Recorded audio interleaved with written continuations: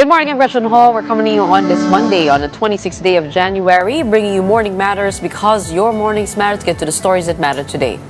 PCG officials have taken custody of the surviving crew of the MV Devon Bay following a turnover by Chinese authorities over the weekend. Meanwhile, authorities are continuing search and rescue operations for the 4 remaining crew members who are still unaccounted for. Congressman Adiong is backing the office of the Secretary General after it refused to receive new impeachment raps while Secretary General Sheloy Garafil is abroad. We will discuss this further with Congressman Adiong later in the program. And the inaugural Philippine Women's Open kicks off today, January 26, marking the country's historic first hosting of a WTA 125 event. Filipino sensation Alex Ayala headlines the main draw, setting the stage for a thrilling debut in front of a home crowd later this evening. Welcome to our program, Morning Matters, where we talk about the issues you need to know for the rest of your day. Now, first in the agenda. At least 13 people have died and more than 100 remain missing after the Roro vessel MV Trisha Kirsten 3 encountered problems while en route to Jolo, Sulu. The incident prompted an immediate rescue operation led by the Coast Guard Southwestern Mindanao. Authorities reported that over 200 passengers have been rescued so far. Search and rescue efforts are ongoing as teams continue to look for the remaining passengers believed to be on board. China's Coast Guard has rescued Filipino crew members after a cargo vessel sank off the coast of Pangasinan. 15 were saved, but 4 others remain missing. Here's the report. On Friday, the China Coast Guard worked out together in rescuing 17 crew members of the sunken MV Devon Bay. At its last recorded position, the cargo vessel was about 262 kilometers west of Sabangan Point, Agno Bay in Pangasinan. In a video released by the China Coast Guard, their personnel can be seen jumping into the sea to pull the Filipino crew members to safety. They even carried this Filipino crew member who appeared exhausted and weak from fatigue. The rescued Filipinos were also brought inside the cabin of the CCG vessel. There, the survivors hugged one another and broke down in tears. The sunken barge departed from Gutalak, Zamboanga del Norte and was headed to Guangdong, China to deliver a cargo of iron. According to the Philippine Coast Guard, 15 were rescued by the China Coast Guard, while 2 were confirmed dead. Search operations are still underway for 4 passengers of the cargo vessel. Ito pong China Coast Guard vessel is like 35 nautical miles away from the distress location. So they were able to conduct the rescue mission. And based naman po sa ating international law, Sir Rainiel, every state has a moral obligation naman po to render people in distress. The Philippine Coast Guard also expressed its gratitude for the actions of the China Coast Guard. So the Philippine Coast Guard really appreciate po yung effort ng China Coast Guard in rescuing yung ating mga nationals po. 17 crew members from the capsized cargo ship have been turned over by the Chinese Coast Guard to the Philippine Coast Guard. The transfer took place 168 nautical miles off the coast of Tambobong, Pangasinan. Meanwhile, the BRP Teresa Magbanua has conducted radio communication to speed up the search for the 4 missing Filipinos. The Senate is set to take up key legislative priorities as the session resumes today. Among the measures slated for discussion are proposed reforms to the party list system, which Senate President Tito Soto said have strayed from their original purpose of representing marginalized sectors. Also on the agenda is the anti-political dynasty bill, which seeks to curb the concentration of political power among family members holding the same position or serving simultaneously in government. Soto added that other priority measures are already in advanced stages, and those include the Freedom of Information Bill, the Classroom Acceleration Act, and the Philippine Geriatric Center Bill. Senator Rodante Marcoleta defended the minority report on the flood control scandal, saying it was created in the public's interest.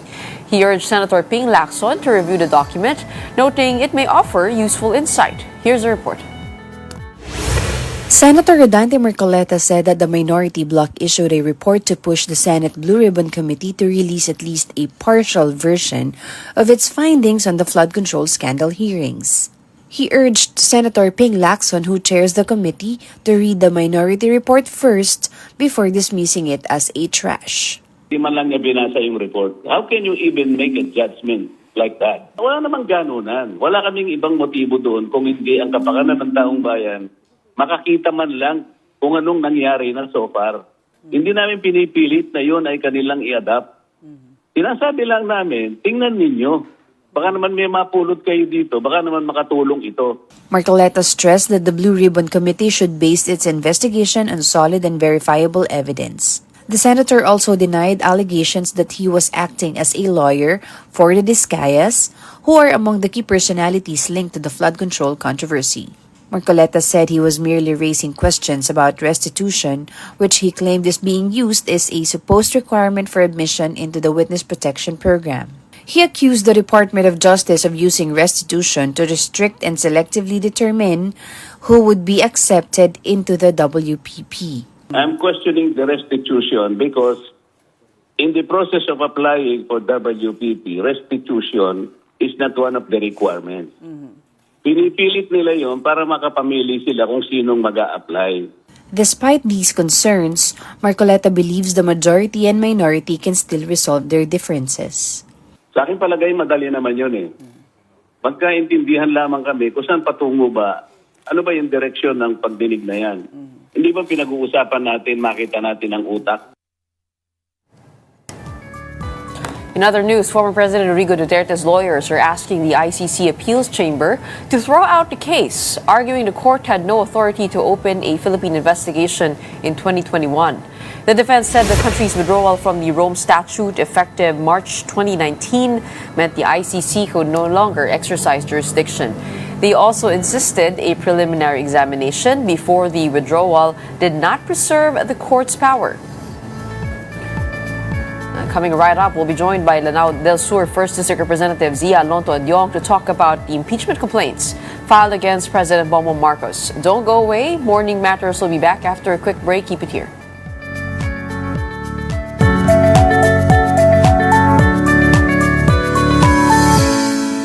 Good morning, Gretchen Ho, and here at Morning Matters, we talk about the most pressing issues and give the context behind the headlines.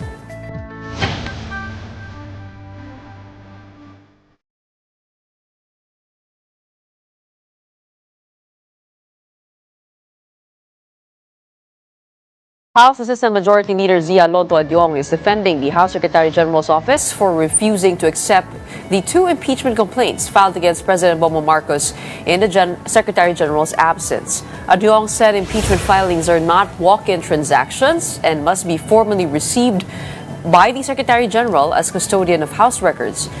The two complaints filed by Makabayan and a group led by Chavit Singson and Michael Defensor were turned away after Secretary Sheloy Garafil left for Taiwan. And joining us today to answer some questions, we have House Assistant Majority Leader and Lanao del Sur 1st District Representative Zia Alonto Adiong. Magandang umaga po sa inyo, Congressman. Welcome back to the show. Magandang umaga, Gretchen, and thank you for having me. Okay, una-una ho, dinipensahan nyo itong Office of the Secretary General in their refusal to accept the two complaints filed against the President. Sabi nyo po ay these filings are not a walk-in transaction, that the receipt of an impeachment complaint is not a casual or clerical transaction, and that the Secretary General is required. What do you mean by this statement? Ibig sabihin, hindi po matatanggap ng Office of the Secretary General itong impeachment complaint filings without the Secretary General herself? Yeah, it has been the long-standing practice ever since, no? When there were complaints filed, no, we saw that during the Estrada presidency when he was impeached by the House. We also saw that the Corona impeachment proceedings, no. I mean, these complaints are so important and so serious that it also requires filing it to a proper and authorized person who would receive these complaints. Kasi if the logic would say na anybody in the office can actually receive these complaints, who would determine, no? Who would determine who will be the in charge, no? Should there be an absence of the Secretary General? It's just been a long-standing. Kung importante ito, kung ako tatanungin mo, if I would file for impeachment complaint, why would I leave that to anyone, no? In the office? I would definitely go to the most authorized person to receive my complaints, because the filing is not only to just leave the documents behind or leave it to the office, but it also requires swearing in of those complainants, no, to verify the complaints, and that's part of the procedure. Remember, the Secretary General, once these complaints are received, it should be directly transmitted to the Speaker. So I guess in the matter of procedures and the long-standing established practice in the House of Representatives, because complaints are so important nga, Gretchen, no? Kung ikaw nga ay, kung sa Grab nga at saka sa mga delivery, they are actually looking for the person addressed to, to whoever is addressed itong mga binibigay nila na mga ano. So how much more to impeachment complaint, which actually is a sacred duty because determined by the Constitution. So I guess it's just it's a bad precedence. For example, it would create a bad precedence if we allow anybody in the office to just simply receive that and then ask the complainant to swear in. No, it would create a bad precedence because number one, yung natanong ko, who would determine if yung utility ang nandoon sa Office of the Secretary General? Kung clerk lang yung nandoon sa Office of the Secretary General, does that mean that they're also authorized to receive that? Ang Secretary General is not around. In the case of Secretary General Garafil, she's really in Taiwan because she is due to receive some awards. No, I guess she already did receive the award. So remember, Gretchen, these complaints were filed during the break, and nobody actually anticipated what day would they be going to the House to file their complaint. So, paano mang may alam noon, no? So. It's not really a rejection. It's a matter of procedure, no? Adhering to a strict procedure with a long-established practice in the House of Representatives, because the impeachment is a serious matter. It's not something that we should be taken lightly, no? Kung ako nga ang magpa-file, sabi ko, ako nga magpa-file ng impeachment complaint, I would make sure that the one receiving my complaint will be the most authorized in charge to receive this. So ganun lang kasimple yun, Gretchen, no? It really create a bad precedence kung if we just take You're right to point out that whatever happens here might create precedence over what happens next, as we've seen in the past, no? But we are one with you in recognizing how important these proceedings are in the filings, especially in determining the one-year ban. But I would argue that doesn't that make this a little bit shakier dahil it is contingent on the presence of one person. And paano po yun kung mag-absent na lang po si SecGen? Hanggang deadline, hanggang alanganin na ho tanggapin. That's also a possibility if you're talking about precedents. No, as a Secretary General, one has to be present during session. These complaints were filed during the break. And there was already predetermined schedule, a trip to Taiwan. We're talking about specific details here, Gretchen. That's why it came about at the time when the Secretary General was out of the country. She's not in fact within the premises of the House. No. So if for example, if complaints are to be filed during session, definitely that would be received because. It would also amount to the Secretary General abandoning her duty, no? Should there be any complaints filed while she's around, no? While she's around or while she's in the vicinity of the House of Representatives, she should be, no? Pag during the session, it only speaks about I think Gretchen, it only speaks about our seriousness in in upholding, in promoting the sanctity of the impeachment process. Whereby only the Secretary General, kasi tama nga, I agree that in the Constitution it only pertains about the office of the Secretary General, no?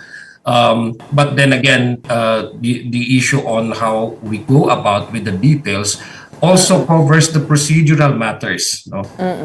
And the Constitution cannot specifically cite an individual, no?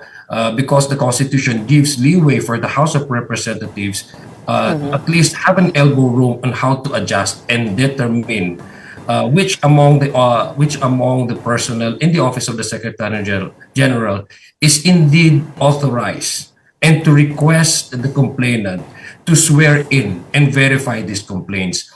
Anybody in the House, in the Office of the Secretary General, which I think is not, it's already beyond the pay grade to do exactly that. Only the Secretary General. Because Pero yung yung una hong complaint against the President, tinanggap ho ng Secretary General. Nandun po yung Secretary General. That's why I'm telling Gretchen and the people that the Secretary General was there. Definitely, she has to receive. She had to receive the complaints. Now, kung meron pong may mga complaint, halimbawa nandito po ating Secretary General, definitely it's her job, it's her mandate to receive this complaint.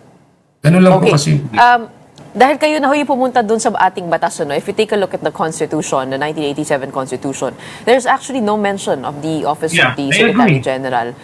Yung mention po niya ay specifically nasa House Rules on Impeachment, which is Rule 2, Section 3, that says here, the verified complaint for impeachment by a member of the House or by any citizen upon a resolution of endorsement by any member thereof shall be filed with the Office of the Secretary General and immediately referred to the Speaker. So kung ikukumpara ho natin yung Office of the Secretary General, it's mentioned at yung Speaker, tao ho hindi po Office of the Speaker. So doesn't that mean that okay na ho kung opisina po ng Secretary General yung tumanggap dito?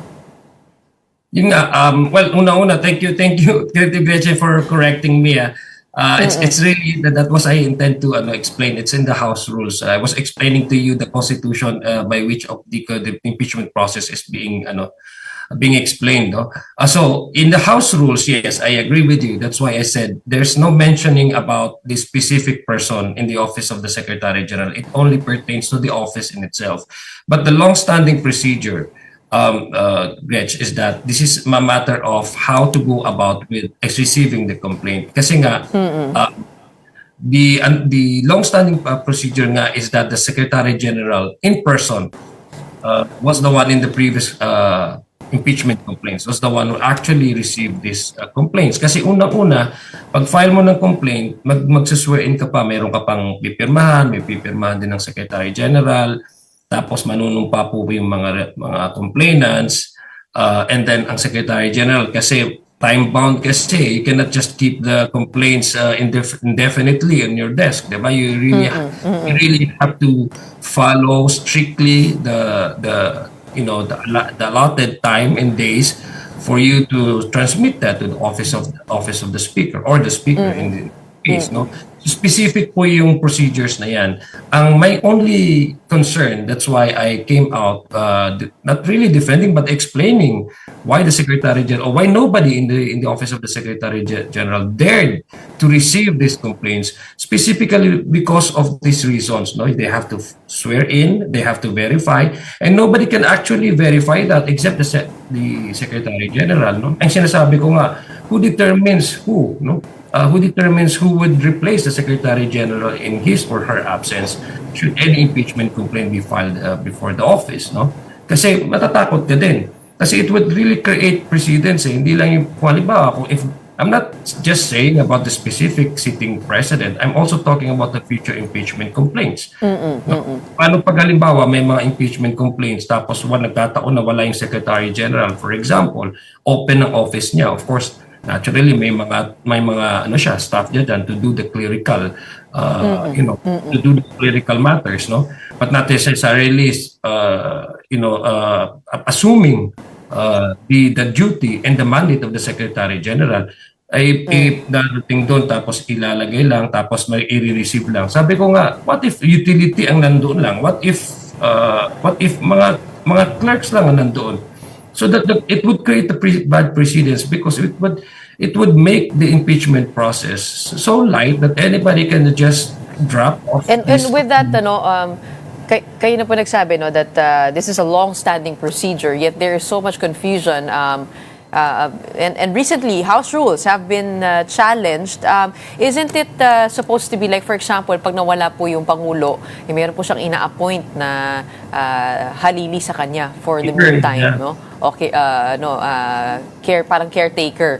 Hindi ho ba dapat ganun din para din maging responsable ho itong Office of the Secretary General because if you take a look at what happened, no, the receipt of the first impeachment complaint, which many say was weak in substance. We haven't seen it yet, but that's the criticism. And the rejection of the last two complaints, some would see it as a technicality blocking accountability here. How would you respond to that?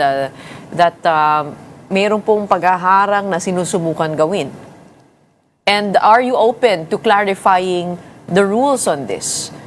It's not Gretch, it's not only technicality, it's really the mandate and the authority that we're talking here, no, na hindi agad-agad po pwede mong agaran din na ipapasa kung sino man. Kailangan talaga, para sa akin, kailangan talaga, the reason why it's been a long-standing tradition because Congress actually provided for this these procedures to follow, no. That we have to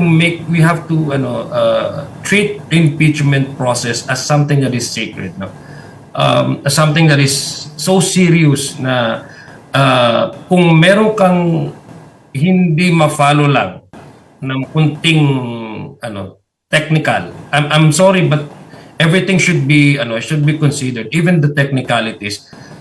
Kasi mahirap yun, no? Pwedeng it would actually create more technical problems and legal problems.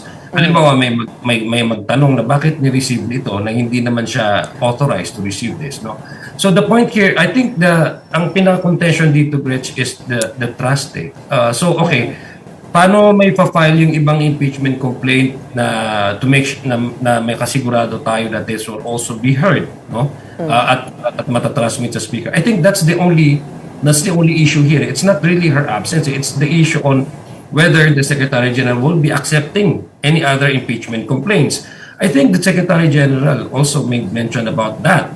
She would be receiving any complaints. No, ngayon magre-resume ang House of Representatives. She will be there available today. So I would suggest to those who are really willing to file for an additional impeachment complaint to go to the House of Representatives today and file the complaint. Paano po ngayon ng pagko-consolidate po ng mga complaints? Kasi tatlo na po yun against the President. How would that occur? Kasi may nauna na ho na receive. How will the House deal with that? Bringing these three complaints together. Well, it would pass through the same procedures and then the same process. It will be calendared, meaning to say it will be mentioned in the plenary when in receipt of an impeachment complaint. That would be referred to the proper committee, and in this case, the Committee on Justice will be the one to receive, probably to discuss among themselves, the members, on how to go about, but they will be guided by a procedure. I think we have already adopted in the 20th Congress the procedure and the process of the impeachment complaint. So they will be guided with the rules, and they will be guided with the how to go about, with either discussing it separately or to discussing all these three complaints all together in the Committee on Justice. So, matatanggap naman ho yung dalawang complaint. Mag-aantay lang po sila sa pagbabalik. Oo. Yes, Would you know when she's coming back? I think she's already here. She's back, actually. I don't know. I'm not sure about her itinerary. I'm not asking her personally, but Sabay pwede na. Yeah, I'm pretty sure she's back. No, she was there in Taiwan just to receive the award. So, hindi naman nata siya magtatagal doon. And she knows that we'll be resuming. The resumption of the session is today. And she's well aware of that schedule. Yeah, I'm definitely sure that she's around. No? She will be at her office today. Kaya nga, even our majority leader came out with a statement. I think he was also interviewed a couple of days ago. He also actually appeased, assuaged those fears na baka hindi raw matanggap. Ang sabi naman niya, nobody is actually blocking any impeachment complaint. Should there be any other groups who would file, and then mag-file po sila. Ngayon po, nandyan po sila, hindi mag-file po sila. I would encourage them kasi kung ako tatanungin mo, that's how, kung ako mag-file ng impeachment complaint, I would rather file this to the most authorized person ma-receive kasi ayoko lang Congressman, behind at umasa sa mga hindi authorized na mga tao. wouldn't you want to file your complaint? I mean, like, wouldn't you want your complaint to not be dependent on the presence of one single person? Kasi kung for example nilang so kung meron po kayong ticket sa MMDA. O nga si James Deakin. Pumunta po kayo sa opisina ng MMDA, tapos wala po doon yung chairman, wala po doon yung parang pinakamataas. Pero sana naman ma-process nyo yung aking, yung complaint ko po. Hindi ba ganun yun? Kapag meron kayong complaint, gusto nyo madinig kaagad at nakakainis ho kapag walang tumatanggap ng complainant ninyo dahil absent, dahil nasa ibang bansa. Hindi po ba ganun yun? And aren't we giving too much power to the Secretary General when the role of the SecGen is not even in the Constitution? Do you mean that the SecGen also has the authority to say whether a complaint is not verified? I mean, ganun po ba siya kalakas talaga na kailangan po habul-habulin at masustol po yung buong proseso ng impeachment? I understand, Gretchen, no? Talagang pag gusto natin mag-complain, talagang gusto natin ma-action na agad. But we're talking about impeachment eh. Kaya nga sinasabi ko, parati ko siya, it should not be likened to any ordinary complaints. This is the highest, I think the highest offense in the Constitution that can actually remove a sitting president, a sitting vice president, or impeachable officer. It is not something as demanding for something to be directly acted upon. Kaya nga sui generis ang sinabi po ng Constitution, this is one of its kind. This is not something that you see every day. No? This is not something that you do every day. So it has a specific, detailed procedures for it to actually uphold the sanctity of the process. So yun lang po yung gusto kong i-emphasize, no? Gusto ko pong i-emphasize yun. Number two, it's not actually rejection, it's not actually the office, the Secretary General herself saying that do not accept. It's actually the people there in the office not wanting to accept because they know the procedure attached to the filing and to the verify. Kasi alam nila nobody there to receive that because of the fear that it might create really technical problems in the future. It's not the Secretary General saying do not do this.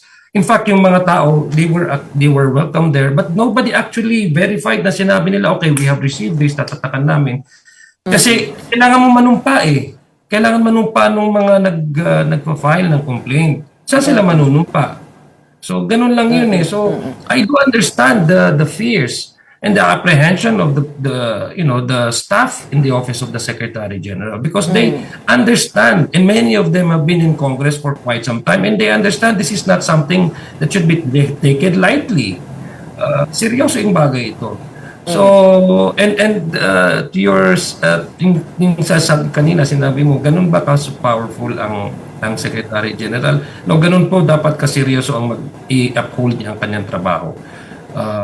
It's not something about it doesn't rely on her own wishes whether to accept or not to accept, to reject. It's actually her not a choice but her mandate to receive the complaint personally because that's been a long-standing is in the House of Representatives. Pero pwede po niyang sabihin na hindi verified to. What does verified mean? Just to attach the complaint to the identities involved? Yeah, you have to assess the complaint and then mag-swear in ka that ikaw talaga yung nag-file noon, ikaw talaga yung nagko-complain, etc. But isn't that relatively simple and easy to do? Even without the presence of the SecGen. And are you open to actually clarifying the rules on this? Para hindi po nakakalito at hindi po siya posibleng ma-weaponize in the future. I agree with you. I think the good thing about this incident is we can actually open up the discussion. no, maybe pag-usapan kasi nobody foresee na this kind of things might happen in the future, di ba? I think the basis for this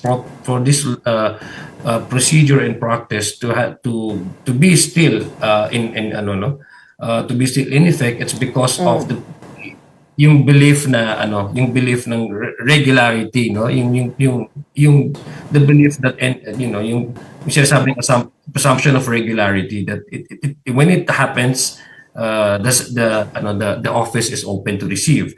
But in this case, may mga nuance din kasi, at may mga incidents that is not really foreseen. For example, the Secretary General, while on break, was there in Taiwan to receive an award. So it happened on a specific day where the Secretary General was abroad. out in the countries, and nobody actually can predict that. Nobody actually foreseen that. So I think it opened up the discussion on if there's for example, if there are events that may happen, or any incident that may happen, or any similar Or in the absence of. yes, similar na mga pangyayari na pwede mangyari in the future, what would happen? Should there be an authorized, for example, an OIC, no, not really an OIC, but an authorized person in the office to receive. So receive, yes, I'm open to that. No, I'm open to kung should there be any discussion about that. Yeah. Kasi Congressman, we really have to allay and assuage the fear of the public, no. Baka naman tayong tanggapin. But then again, we are actually assuring them, and even the majority leader assured the public that there's no one in the House of Representatives to block any impeachment complaint. Andiyan na po ang Secretary General, Monday po ngayon, the resumption po ang Congress. Pwede naman ho sila bumalik doon at i-file po nila itong impeachment complaint nila. Okay, that's today. Congress resumes today. So, could you run us through the timetables? Paano po yun?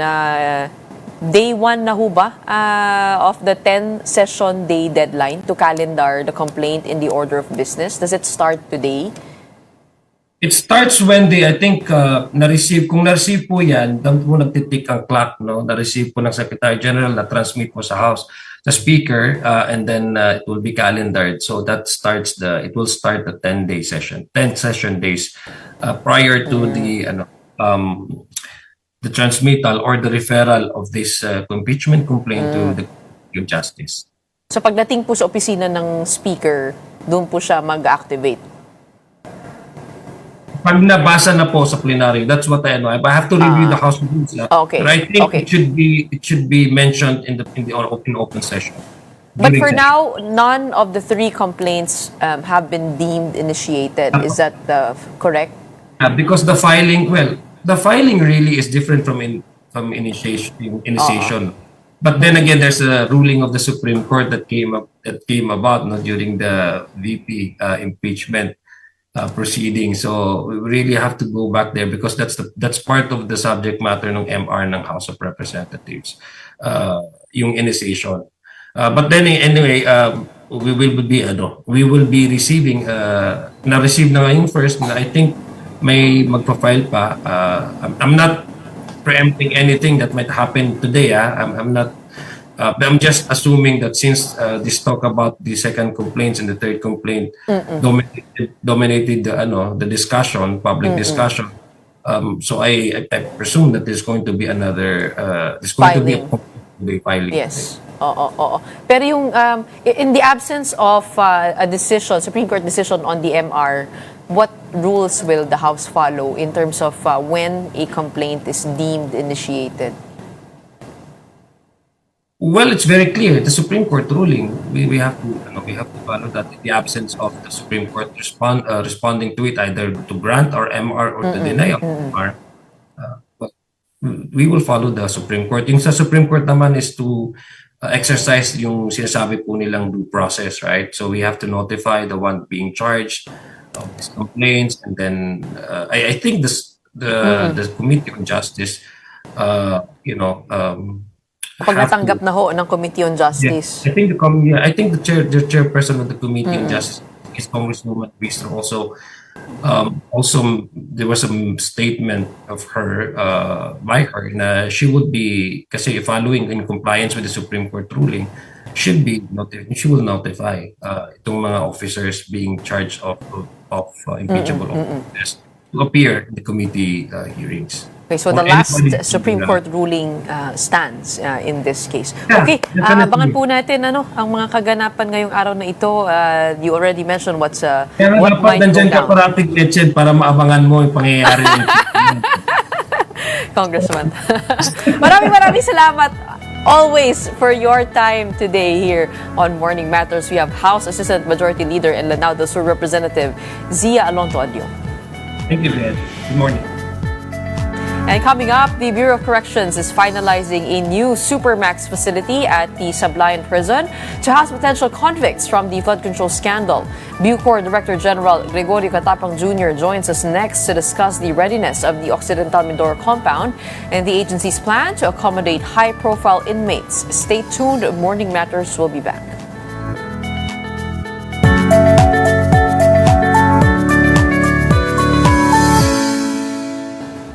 Welcome back. You're still watching Morning Matters here in One News. Newly deported Russian vlogger Vitaly claimed he had a cell phone while detained in the Philippines, alleging he bribed jail guards and recorded videos inside his cell.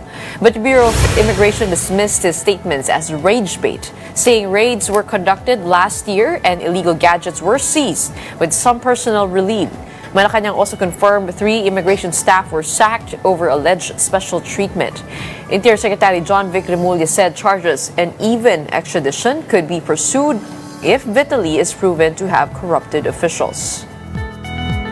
Mayor Ahmad Ampatuan of Sharif Aguac, Mindanao del Sur escaped unhurt after his 2-vehicle convoy was ambushed Sunday morning in Barangay Poblacion. 2 of his security escorts were wounded but are now in stable condition and undergoing treatment. Authorities said 3 suspected ambushers were killed during a pursuit operation by a joint police-army team with high-powered firearms recovered from their vehicle. The motive behind the attack is still unknown. Moving on to sports news, San Miguel took a 2-1 lead in the PBA Philippine Cup Finals after edging TNT in Game 3. CJ Perez delivered the decisive performance, scoring 17 of his 20 points in the fourth quarter. His clutch 4-point play and go-ahead triple in the final 30 seconds turned the game around and gave San Miguel the advantage. Don Troliano supported Perez with 19 points, while Junmar Fajardo finished with 16 points and a massive 27 rebounds. For TNT, Calvin Oftana led the scoring with 25 points, and Brandon Ganuelas Rosser posted a double-double with 15 points and 13 rebounds. Game 4 is scheduled for Wednesday at the Mall of Asia Arena. Meanwhile, Filipino tennis star Alex Ayala is set to make her first official WTA appearance on Philippine soil today as she opens her campaign in the inaugural Philippine Women's Open at the Rizal Memorial Tennis Center. A sold-out home crowd is expected to watch the 20-year-old who is seeded second in the WTA 125 tournament and will face Russia's Alina Charaeva in the first round. Ayala said her main focus is playing at home and highlighting the presence of more Filipino players in the main draw. Don't go away. More matters to discuss after the break. Keep it here on One News.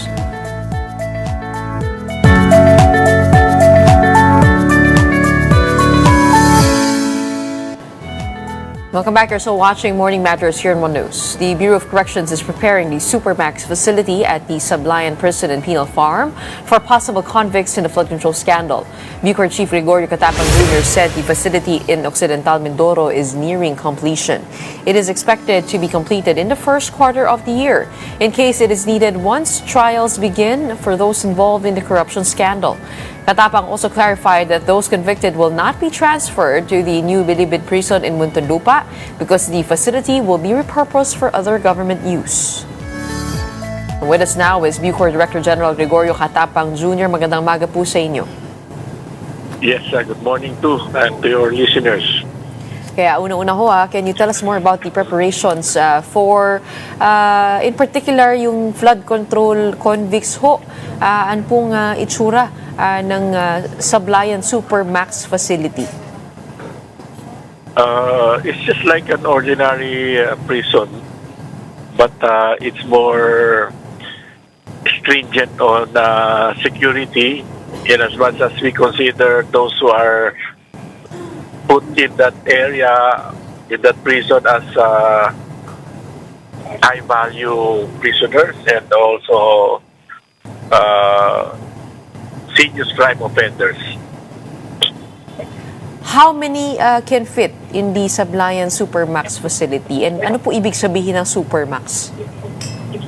Ito kasi yung Supermax is by virtue of RA 10 or 11928 na we are not anymore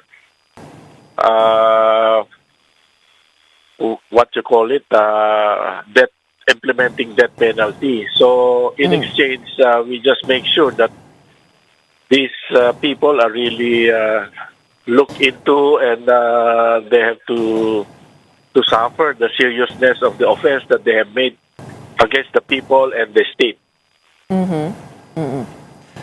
And in terms of being able to serve those serious penalties, ano po yung pagkakaiba ng treatment ho? Doon sa kasalukuyan, tama po ba sa New Bilibid Prison at dito po sa Sablayan? Yeah.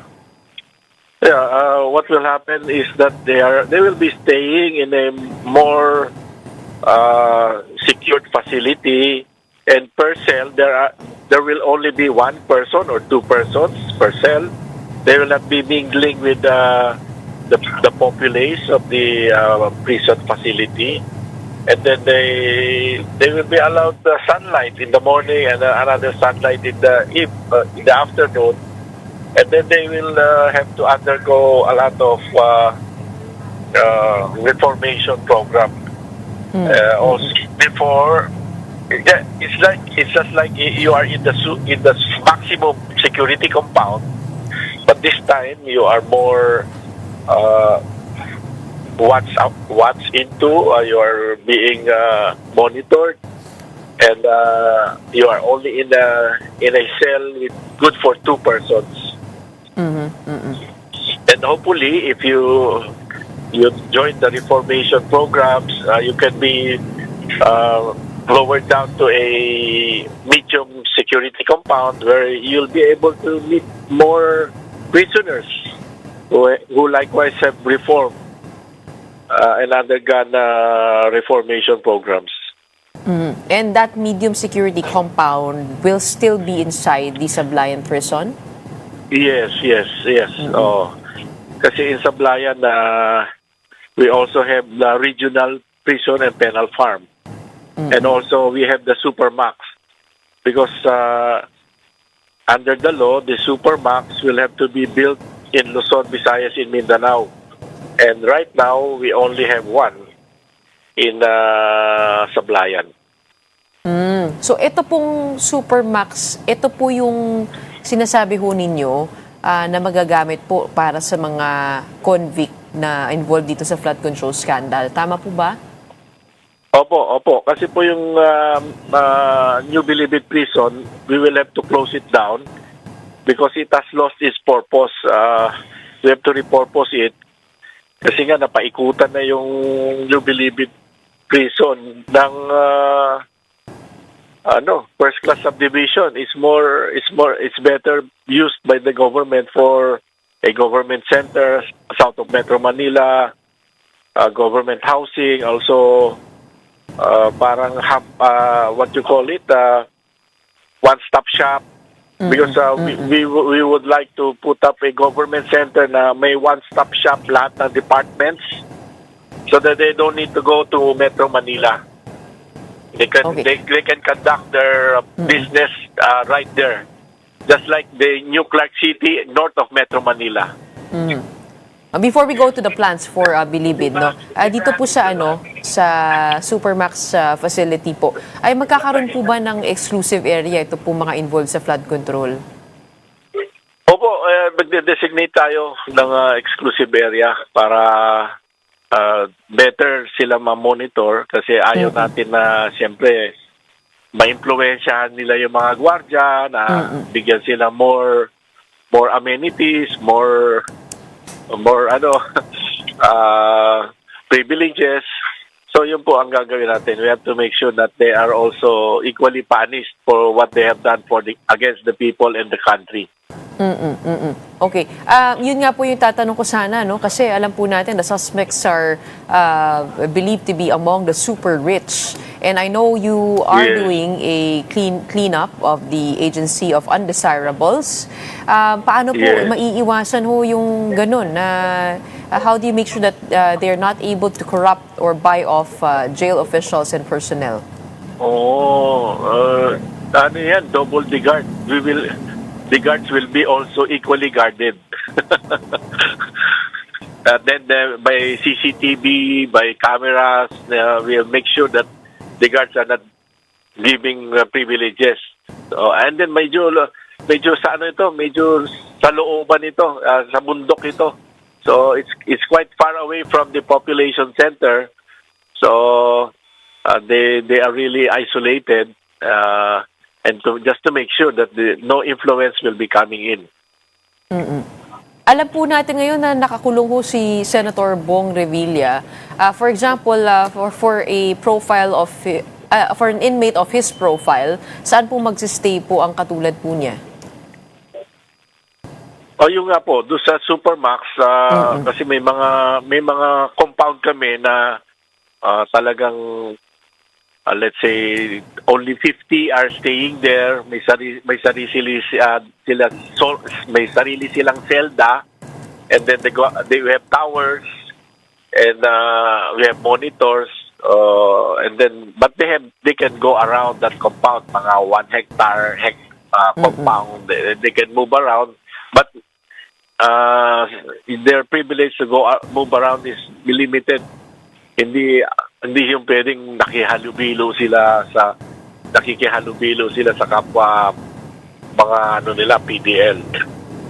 They will have time na, let's say, 1 hour of sunlight in the morning and then 1 hour of sunlight in the afternoon. Then they can have exercises.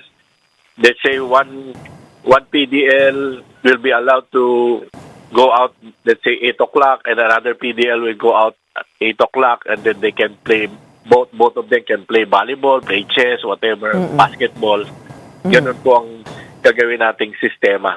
Just like in other countries that have a Supermax. Okay. Director Opo. General, pasensya na ho, hindi ako masyadong pamilyar, pero at what point in the judicial process do they get transferred to the Supermax facility? Sa ngayon ho, si Senator Bong ay nasa Quezon City Jail, sa may Payatas ho. At pag Opo. siya po ba ay na-convict na, tsaka po siya ililipat dito?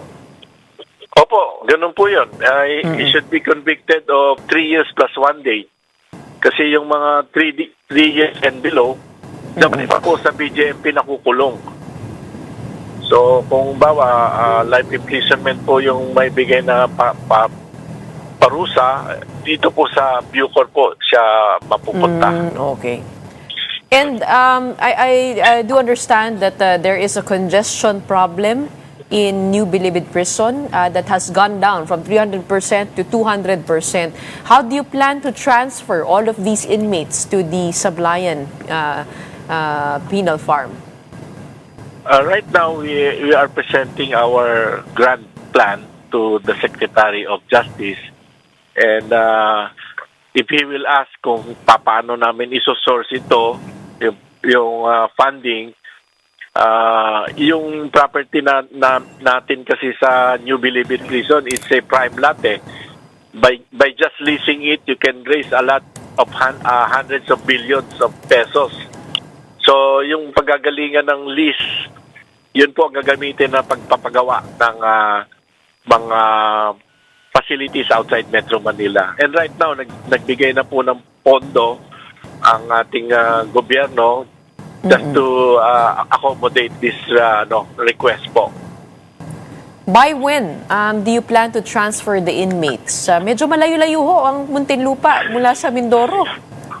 Opo, nakapag-transfer na po ako ng almost 20,000. Hindi ko lang ina-announce ko ng pakon. Bawa this month, nagta-transfer ako ng 1,000. So sa 12 months, nakapag-transfer ako ng almost 10,000. So, malaki po ang naging decongestion ng Muntinlupa at malaki talaga ang pagbabago. But even though we're doing it, still our plan is by 2028, sarado na yung New Bilibid prison and we have already scattered yung mga PDL all over the country. Kaya, Ano po ang sakay po nila sa kanilang pag-transfer? Nagbabarko po sila and by land. Kasi, opo, let's say sa Sablayan, they will ride a bus from New Bilibid prison and the bus will ride the Roro from Batangas to Abra de Ilog in Mindoro, and then from that port they will disembark and then the bus will bring them to Sablayan. So hindi na ho bumababa ng Opo. bus. Oo. Hindi na po. And at what But in percentage are Palawan you naman, in now? Malaki na po kasi nung dumating ako diyan 30,000 po yung nakakulong diyan sa sa New Bilibid. Now we're down to 20,000. And then I think I can bring out another 10,000 this year. But unfortunately, naglabas kami ng 1,000. May 1,500 na tineturnover sa amin yung BJMP. Opo. Alright. So I guess ito na ho ay matatapos niyo ho by the term of the current president. Yes, opo. We are more or less positive na magagawa po natin ito before 2028 ends. Wala pong special treatment sa mga VIP. Wala po kasi yung pag bumibisita nga ako doon sa Sablayan, yung mga nilipat ko na mga drug lord, talagang naririnig mo yung kanilang daing. Nagpaparamdam sila sa akin pagka nandun ako na bigyan sila ng more privileges, pero we will not tolerate that kasi the more they see each other, the more they connive, baka pag-isip pa sila ng ibang plano. Opo. Pahabol ako before we let you go. Were you able to figure out ano po yung hinahanap po ni General Bantag dito po sa Bilibid, yung hinuhukay po niya? Apparently, the legend goes na merong iniwan si Yamasita, yung Yamasita treasure. Di ba nag-stay ang mga Hapon dyan? When they took over our country, they controlled the prison facility. And nung malapit na silang matalo ng ating gobyerno at saka ng Amerikano, World War II, tinago daw doon sa ilalim ng quarters yung mga ginto. So, yun ang hinukay niya. Medyo po yun, hindi naman po totoo. So, nag-alibay na lang siya, nagagawa siya ng parang scuba diving, whatever. Walang ginto sa Bilibid. Wala pong ginto. Okay, maraming salamat po sa inyo for your time this Monday morning. We have a Bucor Director General Gregorio Catapang Jr., a huge task before you to transfer all of those inmates and to deliver justice as is needed. Maraming salamat po for your time. Thank you rin po. Maraming salamat. And that wraps up today's episode of Morning Matters. We hope we've given you the bright start to your morning. Let's go ahead and make the day matter. My name's Gretchen Ho. Kapatid, we are One News, all sides, all the time.